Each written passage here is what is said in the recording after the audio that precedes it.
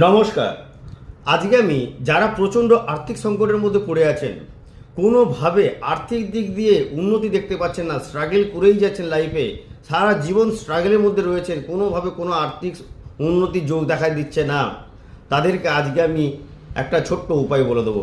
এই উপায়টি করলে দেখবেন আর্থিক সংকট কাটবে এবং আর্থিক উন্নতিও বৃদ্ধি পাবে। কি করবেন? এটা প্রতি মঙ্গলবার শনিবার করবেন, কম করে 7টা মঙ্গলবার 7টা শনিবার করবেন, পরপর মঙ্গলবার শনিবার করবেন, গ্যাপ দেবেন না। কি করবেন? একটি পান পাতা নেবেন, ওই পান পাতা এবং একটু মেটে সিঁদুর নেবেন, নিয়ে রাম বলে লিখবেন, উল্টো দিকে রাম বলে লিখবেন, দিয়ে বজরংবলী চরণে গিয়ে বা হনুমান মন্দিরে চরণে গিয়ে অর্পণ করে আসবেন। প্রতি মঙ্গলবার শনিবার পান পাতা নেবেন, তার মধ্যে মেটে সিঁদুর দিয়ে উল্টো দিকে পান পাতা থেকে উল্টো দিকে লিখবেন রাম বলে, দিয়ে ওটা আপনি বজরংবলী চরণে অর্পণ করবেন। যে পা সোজা রয়েছে সেই পায়ের উপর